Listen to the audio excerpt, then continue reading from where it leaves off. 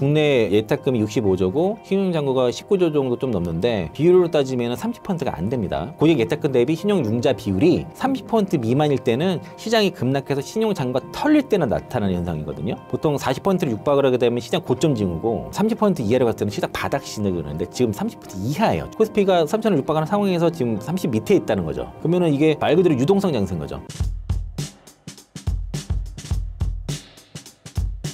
네, 안녕하세요. IM증권 서울금융센터에서 근무하고 있는 이창환 영어 이사입니다. 이재명 대통령의 코스피 5천 시대 공약에 대해 설명 부탁드립니다.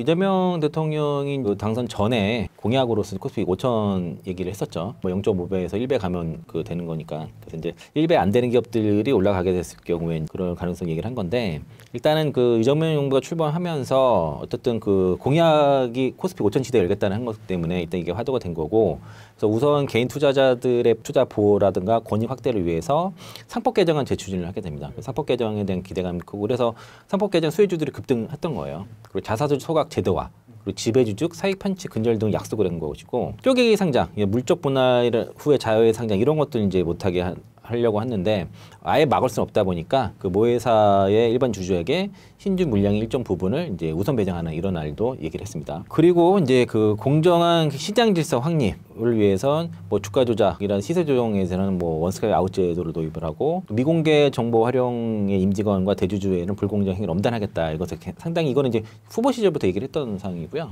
또 이제 아까 처음에 말씀드렸던 기업 지배주주 투명성 향상을 위해서 주주 충실 의무를 명문화하고 상법 개정 재추진을 하겠다고, 이게 시장의 가장 핫한 이슈고, 그리고 소액주주를 대표하는 이사 선임을 위한 집중 투표제를 활성화하겠다고 했었고요. 쪼개 상장 얘기했었고, 자사주 원칙적 소각으로 이제 주주 이익 환원 제도화해서 신용증권이 자사주 비중이 50%가 넘다 보니까 걔가 그렇게 급등한 겁니다. 키움증권이라든가 증권주 중에서 자사주 비중이 높은 기업들은 엄청나게 급등을 했어요. 이런 것들이 반영이 좀 됐고, 외국인 투자 요건 개선의 부분에 대해서는 신용 외교를 통한 코리아 리스크 관리를 한다는 것이고요.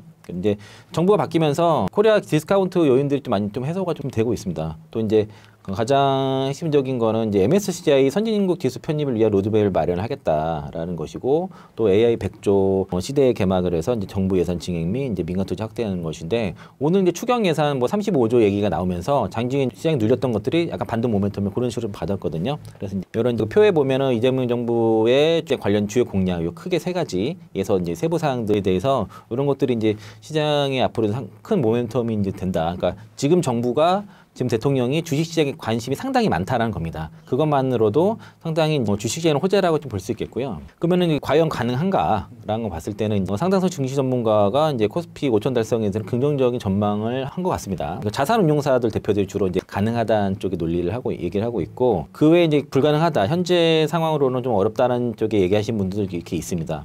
대체로 해서 대통령 임기 내에 코스피 5천 달성이 가능할 거라고 말씀하신 분들이 전체 전문가 30명 중에서 18명, 불가능하다가 12명, 이렇게 6대 4로 이렇게 나눠졌고요. 이거를 제가 좀 더 정리를 해봤습니다. 이게 이제 환경에서 나온 뉴스인데, 인터뷰에 나왔던 분들에 대해서 빨간색이 가능하다, 파란색이 불가능하다, 그리고 검은색은 중립적인 의견이고요. 황성한 타임폴리오 대표는 한국 주식시장의 구조개혁 에너지와 이머징 시장으로의 글로벌 자본 이동 움직임이 맞물리고 있다라고 하는데, 실제로 외국인 자금들이 지금 밀물이 들어오고 있습니다. 오늘 이제 고객 예탁금이 65조 넘은 상황이고, 외국인 주도의 대응주 장세이기 때문에 실제적으로 지금 외국인 이머징 마켓으로 지금 자금 들어오고 있는 상황에서는 가능할 것 같고요. 역대 대통령 김민고 VIP 자산운용 대표는 역대 대통령 중 가장 강한 주가 부양 의지를 보여주고 있다. 주주가치 제고 움직임이 코리아 디스카운트 해소로 이어질 것이라고 얘기를 했고요. 강대건 라이프 자산운용 대표도 일본은 밸류업 정책으로 증시 주가 수익 비율 PR이 16배 수준으로 상승했죠.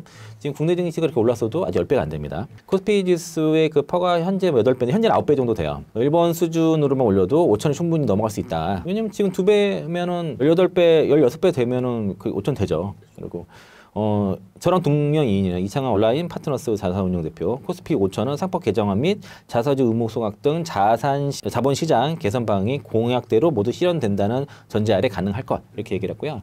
그렇지 못하다 좀 달성이 어렵다고 하신 분은 이재혁 한국상장회사 협의회 전무 님께서 기업의 장기적 성장이라는 펀더멘털 개선 없이 코스피 5천 달성은 영원하다. 결국에는 이제 기업의 주가라는 게 이제 그 이익의 함수기 때문에 기업의 장기적 성장이 나와야 된다는 거죠. 이런 펀더멘털 개선이 필요하다는 것이고 규제 완화, 상속세율 인하 등 기업가 정신을 발휘할 수 있는 환경을 조성하는 것이 중요하다. 이런 것들이 뭐 그러면은 이런 여건들이 된다면 가능할 수도 있는 것이고요.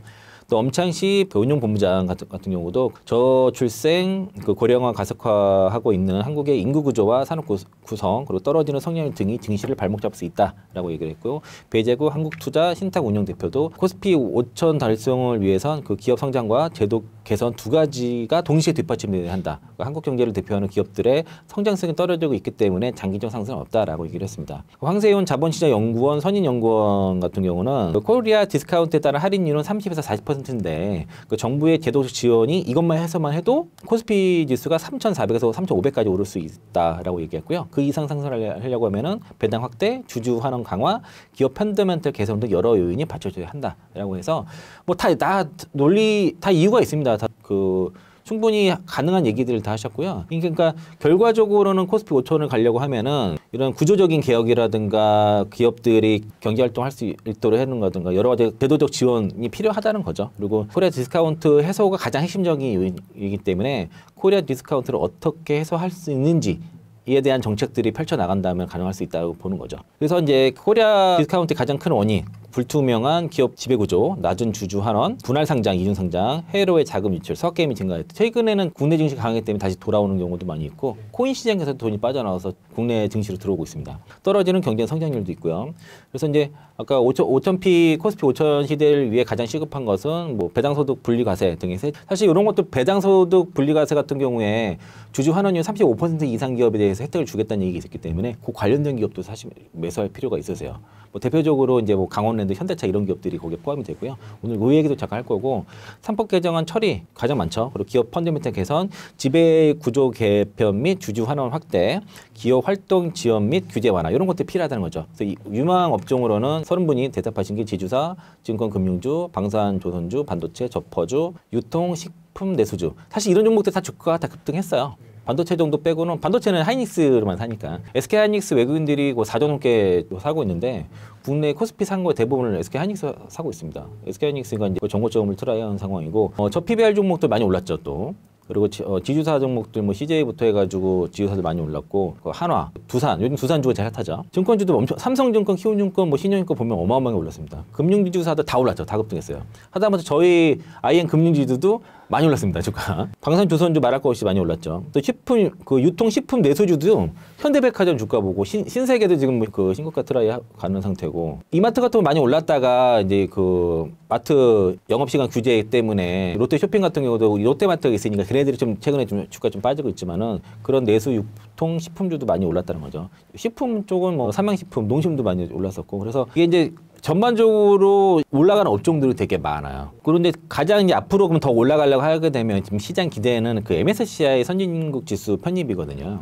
이번 주 주말에 관찰 대상국 지정 여부가 결정이 되는데 일단 그 한국 같은 경우 우리나라 같은 경우에는 전 세계 13위 수준의 주식시장 규모인데 여전히 MSCI에서는 선진국 지수에 들어가지 못하고 이머징 마켓에 들어가 있습니다. 그 FTS는 선진국 지수 들어가 있지만은 그리고 MSCI가 이제 그 선진국 지수 편입을 위해서 요구하는 것들이 이제 외국인 투자 환경을 개선하고 영문 공시라든가 기업 지배 구조가 미흡하다는 이유로 선진국 지수 편입을 보류 중인 상태인데 이를 대선 공약으로 이제 내세웠단 말이다. MSCI 선진국 지수를 위해서 지금 상법 개정이라든가 이런 지배 구조 개선을 추진 중이고 빨리 처리하겠다 했거든요. 그리고 이제 공매도에 대한 개선을 전면 제기를 했죠. 그리고 지난해 이제 그 3월 말에 이제 재개가 된 것이고 외환시장 운영 확대 새벽 2시까지 연장을 했고요. 지배구조 개선은 뭐 상법 추진이라든가 아직 입법하려고 안 됐지만은 이게 가장 핵심인 것 같습니다. 그리고 영문 공시 확대라든가 그래서 현재 대기업 중심으로 이제 점점 확대할 예정이고 지수상권도 개방을 해서 그러니까 지난해 하반기부터 부분 개방을 한 상태입니다. 그리고 아마 옵션 위클리 옵션 시장도 더 지금 개방을 할 것 같아요. 선물 옵션 같은 경우도 지금 더 개방할 것이고 그래서 이달 발표되는 MSCI 연례 시장 분류에서 워치리스트 관찰 대상국 등재 가능성이 일단은 뭐 좀 높아졌다를 좀 보고 있고 만약에 일부 여건 미충족으로 내년으로 연기될 가능성도 있습니다. 근데 일단 지정이 되게 되면은 등재 후에 보통 1년 이상의 심사를 거쳐서 편입시키기 때문에 실제 편입은 28년 정도 로 예상할 수 있을 것이고요. 만약에 편입될 경우에는 대략 한 75조 규모의 외국인 자금들이 들어올 것으로 골드만삭스에서 분석을 하겠는데 사실 그 워치리스트에 등재되는 것만으로도 그 기대감 때문에 수급이 먼저 좀 들어올 수 있고 올해 11월 달부터는 그 세계 국제지수 관련 수급도 들어올 수 있거든요. 그러니까 MSCI 제가 아마 이 얘기 했었어요. 우리나라 증시가 작년에 되게 안 좋을 때 앞으로 모멘텀이 뭔가 했을 때 MSCI 선진국 지수 편입과 세계 국제지수 편입 이 두 가지를 말씀드렸거든요. 그 두 가지 수급이 같이 들어왔을 때는 생각보다 큰 장을 볼 수 있다라고 말씀드렸는데 그게 가능성이 좀 열리고 있습니다. 그래서 단기적으로는 그 MSCI 관찰 대상국 등재 여부가 주목이 되고 중장기적으로는 그런 제도 개선 여부라든가 정치적 실행력 을 통해서 실제로 선진지수 편입에 대한 어떤 변수가 될 것이고요. 그래서 여기 보면 지적 사항에 대해서 쭉 있어요. KB증권과 MSCI에서 정리한 자료인데 국내 증시 MSCI가 이제 국내 증시의 지적 사항이 영문 공시 구조, 지배 구조 정보 불투명, 외국인 투자자 등록제 등 과도한 규제, 외국인 통합 계좌의 낮은 활용도, 장외 거래 제한. 그 NXT 같은 경우도 그래서 한 겁니다. MSCI에 들어가기 위해서 선진국 지수 들어가기 위해서 그래서 넥스트레이드 만든 거예요. 거래 대금 30조 넘어 떨어더라고요. 그리고 지금 그게 거래대금 비중이 30%인데 꽉 채워가지고 뭐 더 지금 약간 그거 거래하는 문제가 있어서 이게 더 문제가 생기면 아까 더 거래가 늘게 되면은 NXT에서 삼성전자 매수 거래 못할 수도 있습니다. 그리고 글로벌 스탠다드에 부합하지 않는 배당 절차, 역의 외환 시장 부재, 공매도 금지, 향후 계획 부재한 점도 지적했고 인덱스 상품 개발 어려운 환경 이런 것들 얘기해서 지금 다 개선 중에 있습니다. 개선이 된 것도 있고 개선 중에 있어서 무엇보다도 어느 때보다도 이제 그런 기대감이 높은 편이고 그래서 어제 나온 내용들 보면은 이제 6월 20일에 접근성 평가를 합니다. 외국인 입장에서 한국 시장 접근성 편의성을 평가를 하고 재분류 결과를 25일날 발표를 해요. 그래서 이거 등재되는 봐야 될 것이고요. 그래서 이제 골드만삭스가 아까 말씀드린 것처럼 이제 MSCI 편입될 경우는 75조 자금 유입될 수 있다라고 얘기를 했기 때문에 된다 그랬을 때는 제가 아까 그랬잖아요. 그러니까 국내 예탁금이 65조고 신용장구가 19조 정도 좀 넘는데 비율로 따지면 30%가 안 됩니다. 이게 고객 예탁금 대비 신용융자 비율이 30% 미만일 때는 시장이 급락해서 신용장구가 털릴 때는 나타나는 현상이거든요. 보통 40%를 육박을 하게 되면 시장 고점 징후고 30% 이하로 갔을 때는 시장 바닥 시즌을 그러는데 지금 30% 이하예요. 주가가 3,000원을 육박하고 있는 상황에서 코스피가 3,000원을 육박하는 상황에서 지금 30 밑에 있다는 거죠. 그러면은 이게 말 그대로 유동성 장세인 거죠. 왜냐면 신용장고 융자는 늘었는데 자올 때는 줄어들 때는 고객 예탁금이 더 늘었다는 얘기잖아요. 그럼 유동성 장세인 겁니다. 근데 지금 그 장세가 외국인 주도의 대형주 중심의 유동성 장세거든요. MSCI 선진국 지수 편입이 들어가게 되면 그런 외국인 수급이 더 강하게 들어올 가능성이 높죠. 일단은 액티브 자금들이 더 들어올 수 있는 것이고 그래서 이제 MSCI 선진국 지수 편입이 높은 상황에서 이번 달에 이런 관찰 대상국 리스트에 들어가는지 여부가 되게 중요한 것이고 이게 등재 시는 빠르면 26년도 가능한 겁니다. 내년에 등재되면 28년도고 이거 올해 관찰 대상국 등재가 되면 내년에 선진국 지수 편입도 가능한 거예요. 1년 정도로 보니까 최대 뭐 300억 달러 패시브 자금 얘기하고 골드만은 75조 얘기한 것이고요. 그리고 지금 공매도제도 전면 개편했죠. 외국인 투자자들 신뢰 위해서 여러 가지 작업들을 하고 있어서 이게 기대가 되기 때문에 그래서 미리 약간 그 대형주 중에서도 아직 덜 올라오면서 밸류가 싼 애들은 좀 담아둘 필요가 있는 것 같습니다. 개인적으로는 뭐 현대차 같은 것도 좀 괜찮아 보입니다. 현대차나 모선주라든가 밸류가 아직 좀 덜 오를 애들, 요즘 대형주 종목들은 좀 잡아볼 필요가 있다. 라고 말씀드리겠고요. 그래서 민주당에서도 코스피 5천 총력을 위해서 별도 위원을 상설화 계획을 발표를 했습니다. 이정문 정책위 소속 부의장이 얘기를 한 게 이제 상법 개정에 이어서 자본시장법 개정 등을 다룬 위원회를 당내 상설화해서 자본시장 활성화 작업에 이어가겠다고 얘기를 했고요. 자본시장 활성화를 하게 되면 부동산 시장도 상대적으로 안정화될 것으로 기대를 한다는 것이죠. 자금이 다 부동산으로 가지 않고 주식으로 가고 뭐 부동산으로 당연히 가긴 하겠죠.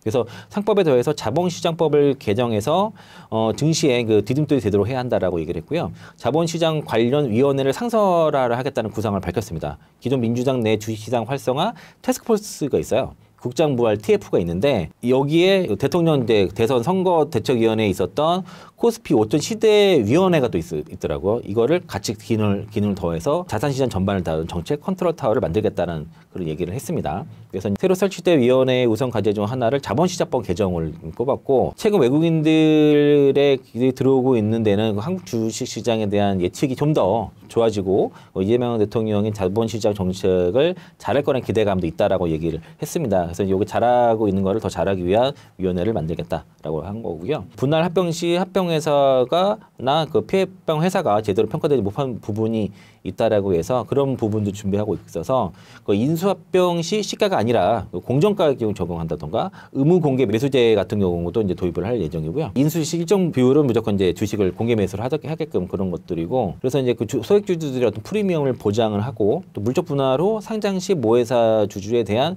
자회사 주식 배정을 한다던가 자본거래에 대한 이사회 책임 강화 등을 예를 들었습니다. 이런 것들을 하겠다는 거죠. 자사주 의무 소각에 대해 관해서는 기업의 주가를 상승시키려면 자사주를 산 다음에 소각을 해야 상대적 주가로 상승하는 부분, 이제 주당 가치가 올라가지 않습니까? 이런 부분들도 있어서 주식 소각에 대해서도 좀 의무화에 대해서는 좀 긍정적으로 보고 있다고 얘기했고, 자산시장 활성화 효과에 대해서 미국처럼 그 자본시장에 돈이 몰리게 되면은 부동산 가격도 상대적으로 낮아지면서 주택을 구매하는 부담도 줄어들 수 있다, 이런 얘기를 했고요. 기업도 주식으로 자본을 조달하며 빚을 내지 않더라도 투자를 많이 할 수 있고, 투자자 입장에서도 주가가 오르면 차익뿐만 아니라 들고만 있어도 계속 배당 소득이 늘어나는 긍정적인 효과도 있다라고 해서, 일단 대통령의 의지가 강력하고 여당에서도 코스피 5천 달성 어떤 자산시장 활성화에 대한 의지가 지금 굉장히 강하다라고 볼 수 있겠습니다. 골드만삭스에서도 그래서 한국 비중 확대 의견을 냈습니다. 이 얘기가 좀 나왔었는데, 정치적 리스크 완화라든가 정책 추진력 확대되고 또 MSCI 선진국 지수 편입에 대한 기대가 유입되고 밸류에이션 매력도 있다는 거죠. 그리고 또 환율 측면에서도 지금 환율이 떨어지고 있고 향후에 이제 1,310원까지도 좀 하락을 얘기했기 때문에 최근에 삼성전자 올라간 거는 환율 베팅이에요. 근데 환율이 올라가면 삼성전자 떨어집니다. 환율이 떨어지면은 다시 삼성전자 올라가고 막 이래요. 그러니까 삼성전자 매수는 환율 베팅이고 하이닉스는 반도체를 사는 거예요. 반도체 업황이라든가 하반기 중 턴어라운드 가능성 이게 나왔고, 그래서 이제 구조적인 성장, 그 전략적 알파 접근 병행도 뭐 구조적인 성장 섹터라든가 이런 좀 방산 조선, 조방원, 그리고 전력기기 뭐 조방원전 뭐 이렇게 얘기하더라고요. 그런 것들 좀 그렇고, 외국인 그러니까 배당세 개편 수혜 되는 것들, 아까 이제 주주 환원율 35% 이상에 대해서 분리과세 그런 종목들이 매수가 들어올 가능성이 높다는 거죠. 그러니까 현대차가 얘기 잠깐 말씀드렸는데, 현대차가 배당 주주 환원율이 이제 35% 넘고, 지금 주가도 자꾸 이제 자동차 뭐 미국 관세 이론 때문에 주가 눌려 있는데 배당 수익률 6% 넘어요. 그런 것도 지금 괜찮다는 거죠. 자사주 소각을 할 수 있는 기업들 환원 계속 하는 게 현대기아거든요. 그런 것들 관심 가지시고, 지주회사들 뭐 선별적으로는 아직까지도 기회는 있다라고 볼 수 있겠습니다. 그러니까 2차전지 섹터가 안 좋은데 그래도 더 추가 하락 아니고 버티는 종목이 LG화학이랑 포스콜딩스거든요. 걔네가 저 PBR 종목들이에요. 지주사이기도 하고 그런 이유도 있는 겁니다. 그리고 솔브리올뉴스 같은 경우 최근에 급반등하는 것도 걔도 지주사고 반도체 업황 좋고 하니까 그런 이유도 있다고 보시면 좋을 것 같고요. JP모건도 한국 시장 비중을 확대 조정을 얘기를 했습니다. 그래서 이제 정치 안정성과 지배구조 개혁에 대한 기대감, 이재명 대통령 당선과 여당이 국회 장악했으니까 뭐 상법 개정 등의 그런 지배구조 개혁 가능성이 상당히 높아진 거죠. 원래 정상적인 거는 여당이 다수인 게 정상적인 거예요. 그리고 야당이 소수인 게 정상적인데, 그 전에 그 여소야대가 사실 비정상적인 거거든요. 사실은 그 여대 야소가 돼야지, 그렇다고 너무 압도적으로 되는 것보다도 적정 비율을 유지를 해야 이런 정책 추진력도 좋고 하는데, 일단 그 상법 개정이라든가 지배구조 개혁에 대한 추진 가능성은 상당히 높아졌다는 거죠. 그런 얘기를 한 거고, 외국인과 국내 투자 수급 상황도 상당히 괜찮다는 겁니다. 지금. 그리고 이제 국내 투자자 국장 복귀 많이 하고 있는 상황이라서 아마 이제 그 지금 주식시장이 이런 유동성 장세 되게 되면 강세장, 중장기 강세장기는 가능성이 있다고 보는데, 저도 일단 그런 관점에서 보고 있습니다. 그 얘기를 아마 2부에서부터 말씀드릴 거고요. 한국 국내 성장률을 최근에 해외 IB로 높이고 있습니다. 성장률 상향 조정 배경에는 새 정부의 확장적 재정 정책 가능성, 추경 들어갔죠. 추경 얘기했고, 미중 무역 갈등 완화 기대라든가 미중 관세 리스크 약화, 중국 성장률 회복 기대, 이런 것도 이제 대중 수출 효과 기대 이런 것들이 나와 있는데, 여기 표에 보시면은 바클리라든가 뱅크 오브 아메리카, 또 시티 내년 성장 높였죠. 그리고 골드만삭스도 올해 성장 높였고, 나머지들은 그대로인데, 대체로 보면은 평균적으로 올해 성장률과 내년 성장률이 양쪽 다 올라갔어요. 우리나라 경제 성장률 높였다는 거는 그만큼은 주식시장도 좀 더 긍정적으로 우상향 가능성이 높아졌다고 볼 수 있겠습니다. 고객 예탁금 3년 만에 60조 회복 유동성 장세 초입에 유망한 투자처는 어디인가요? 60조가 아니라 이제 오늘 기준으로 6월 18일 기준으로 65조 넘었습니다. 아마 이게 22년 4월인가 뭐 그때 이후로 65조 넘어간 건 처음일 거예요. 최근에 뉴스가 증시 떠난 개미 돌아오나 해가지고 고액 예탁금이 3년 만에 60조 회복을 했는데, 이게 거의 6월 4일에 60조 돌파했고, 오늘 6월 18일 기준으로 65조 돌파했습니다. 60조를 돌파한 게 20년 11월 달이에요. 거의 뭐 3년 만에 지금 60조 돌파한 거고, 최고점이 21년 5월 3일 77조 9천억이었습니다. 21년 6월 25일에 장중 최고가 3,316포인트를 찍을 때가 그때예요. 3,316.08 찍을 때가 이제 이때고, 이때로 빠질 때가 공매도 재개된다면서 빠졌거든요. 그래서 이제 22년 5월에 다시 60조 밑으로 떨어지고 나서 최근까지 거의 3년 넘게 40조에서 50조에서 왔다 갔다 했다가 최근에 정권 바뀌고 나서 가파르게 지금 고객 혜택금이 올라오고 있고, 증권가에서는 미국 중심으로 사실 시장이 상승하면서 코스피를 떠났다면, 국장 탈퇴는 뭐 능지순 해가지고 많이 떠났다가 지금 코로나 팬데믹 시절에 2020년도 60조 돌파하고 나서 그때 유동성 양세 펼쳐졌잖아요. 그때 코로나 팬데믹 때문에 주가 막 장고가 막 3분의 1토 막 일어난 거라도 코로나 장세 때는 막 기자가 3배, 4배 막 이상 그렇게 올라가 막 그랬었어요. 그 잘 이제 운영한 경우들은. 그래서 이제 올해 같은 경우도 코스피 상승 요인 중 하나가 이제 매도 공백이, 그러니까 매도가 없는 거죠. 매도 공백도 있었고, 떠난 개미들도 시장 떠났기 때문에 매도가 많지 않은 상태에서 연극임이 시장 끌어올렸죠. 외국인들이 들어와서 제가 앞서 말씀드린 것처럼 외국인 주도의 대형주 장세라는 겁니다. 그래서 외국인들이 많이 사는 종목들, 또 거기에 기획안들이 같이 사는 종목들이 급등세가 나타난 것이고, 개인 자금까지 들어오게 되면, 제가 그래서 최근에 뉴스가 보니까 예금에서 15조 원이 빠져나와서 주식시장과 부동산 시장을 하고 있거든요. 요즘 분당의 아파트 값이 난리도 아니에요. 미치겠어요 지금. 근데 주식시장으로 좀 돈이 들어온 거죠. 그러니까 외국인 주도에서 장세해서 개인 투자자까지 들어오게 됐을 때는 이 시장 유동성이 풍부해지고, 그게 오늘 기준으로 고객 혜택금 65조 돌파라는 그런 상황이 나타난 것이고요. 이거는 이제 그 이재명 대통령이 자본시장 체질 개선 정책 추진을 시사한 것도 상당히 투자 심리에 긍정 영향을 줬다고 볼 수 있겠고, 주식시장을 부동산에 버금가는 대체 수단으로 만들겠다라고 했습니다. 부동산 시장이 이게 한 4천조 될걸요? 시가총액 보면 우리는 4천조 넘을 거예요. 우리 코스피 코스닥 2천조 시장이잖아요. 뭐 4천조 가면 5천 가는 거예요. 6천도 가는. 코스피 5천 시대에 대한 달성 드랍을 걸겠다는 뜻으로 그렇게 보여진 거고, 그래서 새 정부 출범 이후에 금리 인하, 추경 편성, 증시 활성화 등의 정책 등의 이제 유동성 장세를 이끌고 있다는 것이고, 요즘 예금께서 주식으로 넘어오는 상태예요. 코인 시장에서도 자금 넘어오고 있습니다. 심지어 외국 순매도가 지난해 7월 이후에 40조에 달했던 점 고려했을 때 지금 현재 자금 유입 여력은 높은 상태다. 요게 MSCI 선진국 지수의 관찰 대상국 등재되고, 또 올해 4분기에 세계 국제지수 관련 수급 들어올 거거든요. 그게 좀 더 미쳐진 거죠. 11월 달로. 들어오게 됐을 때는 일단은 1차 뭐 3천 돌파로서 얘기했지만 다 왔어요. 3천은. 자, 요게 이제 코스피 월봉 차트입니다. 이거 제가 마우스로 좀 매기할 텐데, 이게 월봉이에요. 현재 상태고, 요게 그 빨간색과 검은색이 뭐냐면 이게 ADX DMI 차트거든요. 요 검은색이 ADX 수치고요.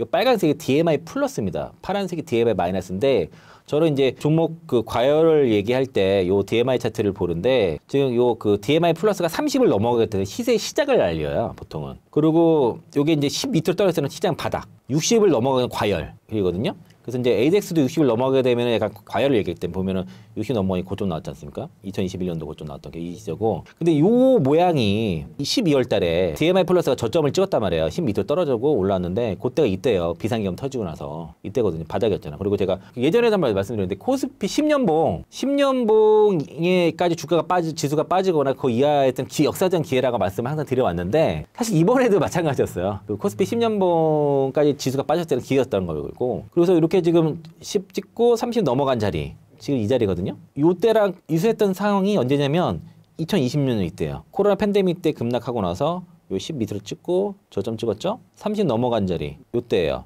20년 말. 그러고서 이제 그 3,300 간 거거든요. 그러니까 이제 지금은 이 시세가 시작되는 구간이라는 거죠. 그러면 지금 여기서 간다 그러면은 이전 3,300 트라이 가능성이 상당히 높다고 봐요. 일단은 여기 지난해 7월 달을 넘어갔습니다. 지수가 조정받기 넘어갔고, 코스피는 21년 말, 22년 초 여기 이제 3,000 라인 여기까지 온 거거든요. 지금 봤을 때는 삼성전자만 올라가도, 기존 현대차라든가 많이 올라가지 못한 대형들이 올라가도 달성 가능성이 높다고 봐요. 일단은 3,300까지는 기술적으로 트라이 가능성이 높다, 도전할 가능성이 높다라고 좀 봐서 유동성은 더 들어온다는 거죠. 코스닥도 상당히, 그러니까 23년이랑 비슷할 수도 있는데 23년일지 아니 20년이랑 상당히 유사해요. 상당히 상황이 마찬가지예요. 10 밑으로 과도하게 빠지고 비상기금 터지고 나서 이때고요. 아직 30을 못 갔습니다.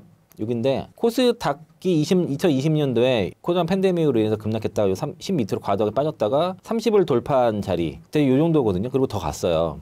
사실 1062포인트 가기 전까지 그러니까 800부터는 더 그 트라이 한 건데 요때 지금이랑 비슷한데 아직 여기 좀 안 올라왔단 말이에요. 좀 더 올라가서 요만큼 올라가기 때문에 이거 30을 넘어갈 거거든요. 그러면은 코스닥도 시세가 시작이 된다는 거예요. 그러면은 잘 보시면 코스피는 일단 지난해 7월달 넘어갔죠. 그리고선 2021년 21년 초까지 올라갔어요. 그래서 3천원까지 비운걸 갖고 이거 여기 신고가를 도전하는 상황인데 코스닥은 물론 2차전지 부진이 가장 뼈아프긴 합니다만은 일단 7월까지 가려면 850까지는 가야 돼요. 코스피랑 커플링을 맞추려고 하면은 일단 850까지는 가면은 지난해 이제 7월달 지수고 그리고 이전 고점은 950이란 말이에요. 그러면은 코스피랑 키노피를 맞추기 위해서는 1차 850, 2차 950 정도는 가주면 코스피랑 맞아요. 코스피가 더 약간 쉰다고 했을 때. 근데 코스피는 신고가를 갈 것 같고 만약에 코스피의 신고가를 간다 그러면은 코스닥도 1000 시대 다시 열 수도 있는 거죠. 그러면은 코스닥 같은 경우는 MSCI 관찰대상수 등대 그 선진국지수 관찰대상수 증대가 됐을 때는 대형주들이 분명 수급 들어오고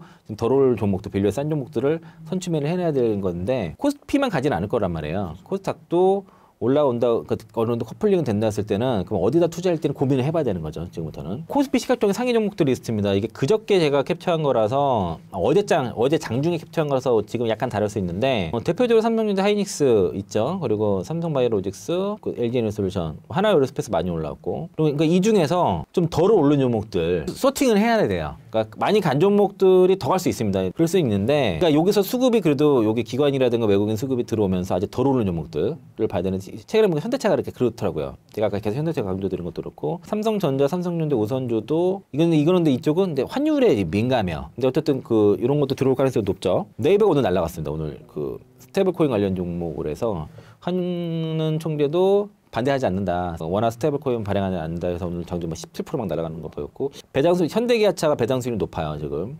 그리고 HMM 같은 경우 정책 수혜가 되고 네이버 카카오는 같이 움직이는 모습이 있고 포스콜딩스도 있는데 포스콜딩스는 지금 PBR 0.5배가 안 되니까 많이 싼 편이고요. 그리고 크래프톤도 잘 유심해야 될 것 같아요. 크래프톤이 휴머노이드 로봇에 들어가는 LMM 개발한다고 하는데 게임주로서도 실적이 상당히 좋아요. 현대일렉트릭은 뭐 신고가 갔다가 좀 밀리고 삼성중공 오늘 계약 해지권 2건이 나왔는데 그것 때문에 좀 빠지는데 이거 애널리스트 코멘트한 게 있어서 오히려 뭐 기회라는 그런 얘기 있으니까 참고해 보시고 그래서 이제 지금 그 코스피 같은 경우도 올라간 종목들을 상당히 많아요. 강한 종목들이 많은데 이 안에서도 저평가된 것들을 소팅해서 포트 안에 있어야 된다. 대형주가 있어야 돼요. 지금 포트 안에 대형주가 있어야 된다. 코스피 대형주는 좀 싼 종목들이 포트에 있어야지 외국인 주도의 유동성 장세에서 소외되지 않는다. 이 말씀 드리고 싶은 거고요. 그러면 이제 코스닥도 그 커플링이 되려고 하면은 이 안에서 봐야 돼요. 근데 다만 그래서 코스닥을 투자하실 때 시가총액 작은 거 하면 안 돼요. 지금은요. 스몰캡을 하면 안 돼. 스몰캡은 지금 돈이 안 들어와요.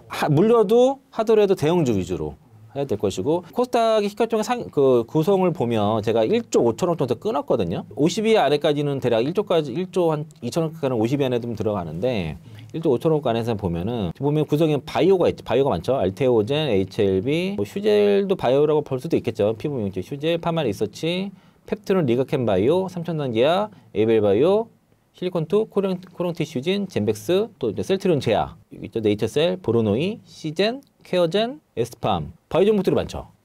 코스닥에 가려면 바이오가 가야 된다는 것이고 2차전지는 에코프로, 에코프로 많이 빠졌어요. 이제는요. 예전에 엔캔도 다 빠져서 이게 두 개밖에 없어요. 2차전지 쪽이 종목들이 남은 게 이제 이게 다고.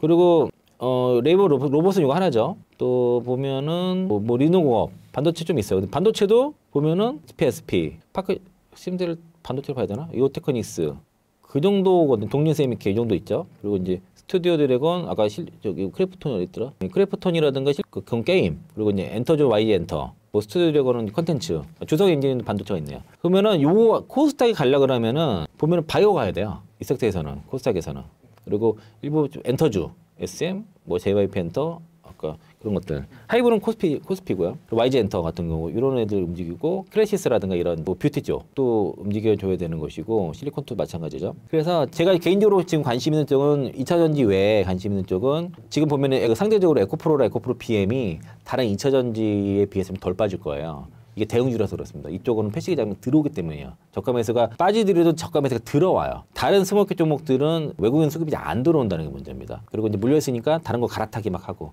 요즘 2차전지 팔아가지고 바이오라든가 뭐 두산 그룹주, 두산 우선주, 두산 이런 거 갈아타는 시즌 많거든요. 뭐 두산 뭐 100만 원 간다고 했다면서 누가 그런 것도 있고. 제 고객 중에 한 분도 그 얼마 전에 한 지난달에 2,000에서 벌어가지고 뭐 두산 우선주 사고 또 두산 본주 사고 뭐 이러셨고 최근에 두산 에너빌리티를 많이 갈아탔어요. 두산 팔아가지고 그런 분들도 계시다는 거고 바이오도 뭐 많이들 사시더라고요. 젠백스는 제가 심사에서 얘기를 했는지 모르겠는데 이 회사는 IR을 제가 5번 했습니다. 그리고 마지막 IR을 한 게 미팅을 한 건 6월 15일에 했고 IR을 한 거 마지막 정식 IR은 6월 4일에 했어요. 그러니까 올해 2월부터 6월까지 미팅을 5번 하고 정식 IR을 4번을 했습니다. 그래서 주가 뭐 18,000원대부터 지금 7만 원 전혀 넘었었는데 여기까지 주요 포트 이제 포트 한 2순위 정도 되거든요. 그래서 이거로 수익이 많이 났고 이 시가적인 구성을 보면은 저는 개인적으로 바이오에 관심이 많고 그리고 엔터주, 뭐 JF 엔터라든가 그래서 제가 올해 연초에도 엔터 4사는 경제방송 한경이라든가 머니투데이 이런 데서도 엔터 4사는 다 사도 된다고 말씀드렸었어요. 그래서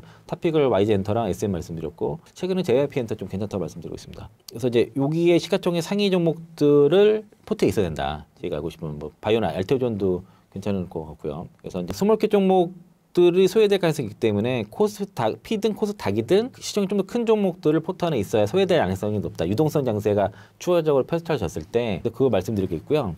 또 하나 이제 투자 아이디어를 보면은 그 배당 소득세 분리과세 논의 급물살 타고 있다는 겁니다. 그래서 배당 성향이 높은 기업들을 봐야 돼요. 주주 환원이 높은 기업들. 이제 KT가 지금 높아요. 그래서 KT를 관심을 저도 얼마 전에 SKT에서 KT를 갈아탔거든요. 그래서 이제 KT를 보시는 거는 통신 중에서는 가능할 것 같고 강원랜드도 높아요. 강원랜드도 최근에 카지도 종목도 좀 최근에 다 좋거든요. 그리고 이제 여기는 없지만 현대기아차 말씀을 현대차 우선주 얘기를 드는데 이재명 대통령이 배당 활성화를 위해서 세제 개편 의지를 내비친 뒤에 그 배당 소득세 분리과세 논의가 급물살을 타고 있다는 겁니다. 그래서 현실화되면은 증시 활성화는 물론 투자자들이 부동산 월세를 받는 것처럼 주식 배당금을 받아서 생활비에 쓰는 문화가 정착될 것이다라는 전망도 나오고 그래서 올해 4월달에 이소영 그 더불어민주당 의원이 발의한 소득세법 개정안이 배당 성향 30% 이상 사실 정확히는 주주 환원율이에요. 주주 환원율 30% 이상의 상장사의 배당 소득을 금융 소득 종합과세에서 분리과세로 차등과세하는 게 핵심이거든요.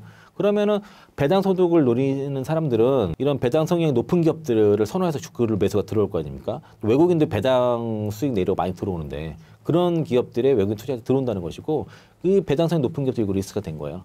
삼성화재, 뭐 가온랜드, LS일렉트릭, KTNG, 뭐 NH투자증권, SK텔레콤, KT인데 여기 빠진 게 이제 현대차 포함이 된다는 거죠. 그래서 배당소득 분리과세가 이루어지면은 대주주의 배당 유인이 커지고 세금 때문에 배당 안 하는 것도 있거든요. 결과적으로 기업 배당 성향이 높아질 것이라는 분석입니다. 금융 종합 과세가 되면은 최고 49.5% 맞습니다. 세금이 부과되고 종합 과세가 대주주의 배당 확대를 저해는 주요 요인으로 꼽혀온 배경이고 배당 소율 완화가 기업 지배주주들의 적극적인 배당 확대를 유도할 것이다.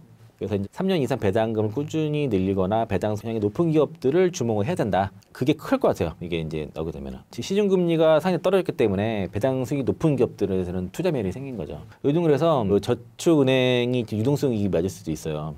저축은행이 지금 3.5% 금리 가지고는 예금 유치가 안 되다 보니까 저축은행 위기설도 있습니다. 그만큼 유동성이 증시로 지금 나오고 있는데 금리가 더 내려갈 것 같단 말이죠. 그러면 이제 그러면은 이런 배당 수익 높은 기업들이 더 매력이 있을 수밖에 없다는 거고 거기에 수급이 들어온다. 결과적으로 외국인들이 들어오게 되고 그렇게 되면 당연히 주가가 오르게 되니까 그런 종목들을 좀 포트에 넣고선 깔아놓자.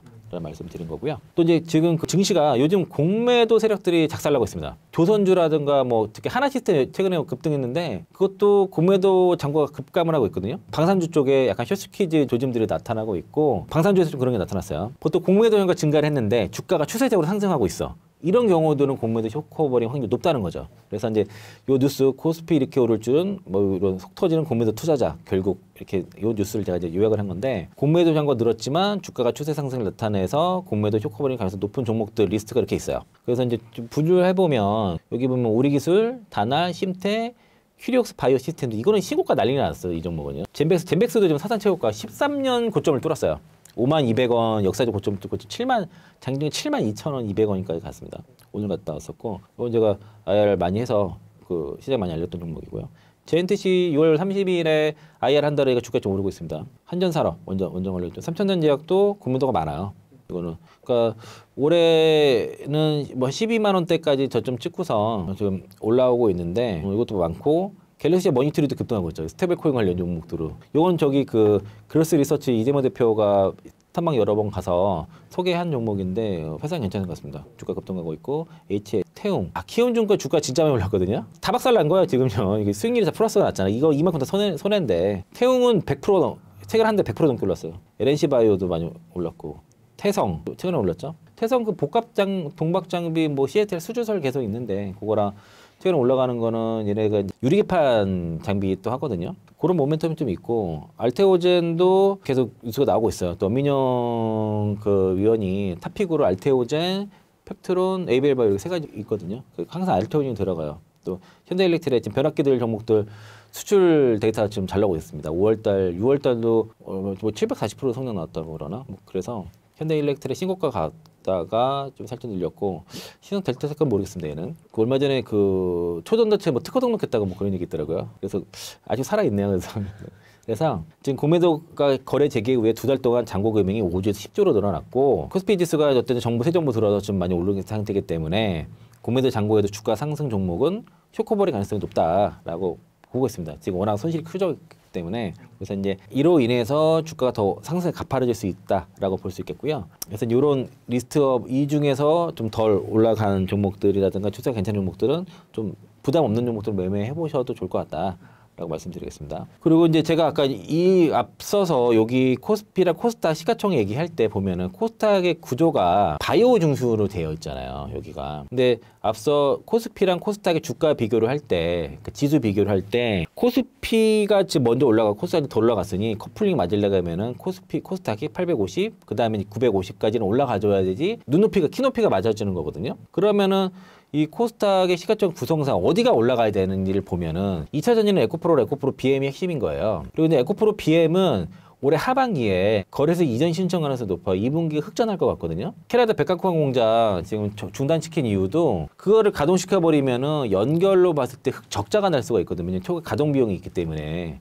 그래서 코스피 이전 때문에 그걸 전략적으로 멈춘 거예요. 그리고 미국에 나가는 것도 국내 공장만으로 크게 커버가 되니까. 근데 거래소 이전하게 되면 코스닥에서 빠질 수가 있기 때문에 요거는 어쨌든 뭐 지금은 주가 하락은 또 제한적이라고 봐야 됩니다. 저는 그래서 만약 이것만 보신다면은 지금 관점에서는 내가 지난번 방송까지만 해도 좀 2차전 좀 줄여서 다른 섹터 하자고 말씀드렸잖아요. 근데 오늘 지금 6월 18일 방송에서는 일단 2차전지 종목들은 지금은 주가는 바닥인 것 같으니 좀 버텨보자라는 쪽으로 말씀을 드릴게요. 여기서 더 옮기는 거는 실익이 크지 않은 것 같기 때문에 그렇고요. 그래서 이제 요 바이오 종목들이 해야지 코스닥이 코스피를 따라갈 수 있다는 거죠. 그래서 이제 그 얘기를 한 거고 그리고 바이오 제약산업에 투자되는 이유에 대해서 유진투자증권 자료예요. 그래서 이제 현재는 제3의 웨이브 해가지고 바이오텍 시대라는 겁니다. 그래서 첫 글로벌 상용화가 시작이 됐고 바이오텍 기술 기업들의 이제 기술 이전이 증가를 했죠. 그리고 이제 후기 임상 단계가 증가하면서 이제 내년에 이제 수익이 될 것이고 글로벌 CDMO 사업도 좋고 미국 시장 초기 진출. 그래서 지금은 이렇게 상승하고 내년엔 더 간다는 얘기를 하는 거예요. 내년 신약의 시대. 글로벌 신약 다섯 출시하고 신약에서 안정적인 수익이 창출되고 내년은 돈을 버는 해가 내년이거든요. 사업 다각화라든가 미국 사업 수익 창출 본격화, 신생 바이오텍의 등장 등에서 내년은 더 간다. 올해뿐만 아니라 내년 더 간다. 이렇게 윤투생 보는 거예요. 그래서 이런 기업들은 이 섹터를 좀 봐야 된다라고 말씀드리겠고요. 그래서 국내 제약 산업의 성장, 바이오 제약 산업의 성장은 지속 가능한 것으로 전망한다라고 되어 있습니다. 그래서 다수의 국내 상위사들의 펀더멘털이 강화되고 있어서 바이오 제약 산업 합산 시가총액은 지속적으로 증가 가능성이 증가할 것이다. 라고 해서 올해까지는 대략 올해랑 내년까지는 바이오텍 리레이팅 신약 개발 기업 성과가 가시화되고 20년 이후에는 후기 임상 본격화되면서 글로벌 판매가 증가한다는 거죠. 여기서 그런 기업들은 이제 실적이 받쳐주니까 실적이 나오는 바이오텍 기업들이 앞으로 20년 이후로 많아질 거라고 보기 때문에 이 산업 자체가 상당히 의미가 있다는 겁니다. 코스피 내 바이오 기업들 상위 7개사 비중이 90%를 상회하고요. 여기 연평균 2% 이상의 실적 성장이 나타내며 이게 지속 성장이 가능할 것으로 예상한다는 거죠. 코스닥도 이런 상위 종목들이 이제 60% 차지하는데 이런 앞으로 이제 5년간의 그 기업 가치 리레이팅에 따라서 큰 폭의 성장을 기대한다는 겁니다. 제약바이오 쪽에서 어디 섹터를 투자할 것인지를 보면은 역시 당뇨 비만 치료제가 가장 핫한 것 같아요. 이게 글로벌 의약품 시장의 중심으로 부상을 했고 키트로가 가장 높아요. 매출 가장 높은데 이 릴레라든가 노브론디스크 당뇨 비만 체를 합쳐버리면은 2, 3이잖아요. 그리고 젯바운드로 위고비가 블록버스터 등재를 했고 그럼 이걸 넘어간다는 거예요. 이게 지금 그 키투라다를 합산으로 가게 될 경우에는. 그래서 릴리라 노보 4개 제품 매출이 131억 달러 정도 되기 때문에 키투라 약 2배 정도 되는 거죠. 완벽한 2배는 아니죠. 90% 정도 되는데 여기 오젬픽, 마운자로, 위고비, 젯바운드 이렇게 돼 있지 않습니까? 이게 합산으로 131억 6천억 달러라는 거고요. 그리고 이런 이제 그 바이오스케어 이거 뉴스에서 나온 자료를 제가 가져온 거고 그 당뇨병 및 비만 치료제가 글로벌 의약품 시장의 중심으로 부상하고 있음을 1분기 실적을 통해 확인되었다는 것이고요. 릴리라든가 노보노디스크가 판매 중인 그 GLP-1 계열의 치료제들이 수년간 1위를 지켜온 항암제 키투라 야성을 도전하는 양상이다라고 이 더바이오 여기서 조사를 했는데 이런 식의 순위가 났다는 겁니다. 그래서 그러니까 당뇨 비만 치료제, 이거 당뇨병 비만 치료제 이쪽이 이 탑 10에 지금 4개나 들어있잖아요. 두 회사가 시장의 어떤 주류를 잡은 것이고 그래서 일본 기준으로 릴리와 노보의 주요 당뇨병 및 비만 치료제가 이게 합산으로 매출이 이제 131억 6천만 달러 찍게 됐다는 게 18조 정도 됩니다. 그리고 같은 경우는 머크의 키투르다 같은 경우는 9조 8천억 정도 그러니까 그만큼 이 시장이 핫하다는 거기 때문에 여기 관련 종목들을 보시면 좋을 것 같고요. 노보노디스크의 GLTIR1 같은 경우가 캐나다 특허가 소멸됐습니다. 이게 얘네 실수인데 노보노디스크 대표가 인터뷰를 한 게 특허 중간에 이제 그 갱신 그 돈을 내야 되거든요. 그걸 안 내가지고 그래가지고 이게 실수를 해가지고 특허를 납부하지 않아가지고 지금 특허가 취소돼 버렸어요. 그 이게 이제 대표가 그 인터뷰를 한 거예요. 그 내용이 나오는데 26년에 캐나다, 브라질에서 GLP-1, 그 제네 GLP-1을 출시할 계획인데 여기 어떻게 예상하냐 했는데 캐나다 같은 경우는 데이터 도청권이 내년 1분기쯤 만기되는 대로 승인을 기다리고 있고 이유는 모르겠지만 노보는 그 캐나다에서 특허를 출원한 적이 없다는 거죠. 이게 실수예요. 이게 사실은. 유예 기간이 있었는데 납부하지 않았던 겁니다. 이게 사실은. 그래서 이거의 대표적인 수혜주가 아마 삼천전제약의 그 노보노디스크의 리베사스라 위고비에 대한 복제를 만들게 되면은 수혜가 되겠죠. 실제로. 그리고 그래서 이제 미국의 FDA에서 제네릭 의약품 승인 프로세스 간소화 도입을 하게 됩니다. 그래서 FDA 정책들은 계속 모니터링을 하시는 게 좋아요. FDA는 최근 그 제네릭 의약품 승인에 대한 지침을 업데이트해서 프로세스를 간소화하기 위한 변경사항을 도입을 했고요. 요 501B2로 알려진 새로운 경로와 안전성 효능 입증을 위한 생물학적 동등성 연구에 허용이 포함이 됐습니다. 그 생동성 시험 뭐 비슷하대로 하는데 이게 포함이 됐고 FDA는 이러한 변화를 통해서 제네릭 의약품 개발과 관련된 그 시간과 비용을 줄일 수 있는 것으로 기대가 된다고 했고요. 그 제네릭 의약품 제조업체 그 업체는 RLD라고 해가지고 기존 데이터를 의존해서 애플리케이션을 지원할 수 있기 때문에 개발 일정이 단축된다. 그러니까 제네릭을 개발하는 회사들의 개발 일정이 단축되는 프로세스가 도입이 된다는 것입니다. 그래서 승인 연차가 빠르게 단축이 되기 때문에 이제 더 빠르게 시장 진입이 가능할 것이라고 보기 때문에 제네릭 관련 기업도 괜찮다고 볼 수 있겠고요. FDA에서 새로운 희귀병 치료제 승인 경로를 도입했는데 더 빠르게 그래서 이제 희귀질환 치료제에 대해서 초기 가능성만 보여도 바로 환자에게 신속하게 제공할 수 있는 계획이라서 승인을 빨리 해주겠다는 겁니다. 약간의 희귀질환 같은 경우는 약간의 작은 진전만으로도 환자에게 의미 있는 치료를 줄 수 있기 때문에 가능성이 첫시점 보이게 되면은 더 기다리지 않고 승인을 빨리 해주겠다는 거죠.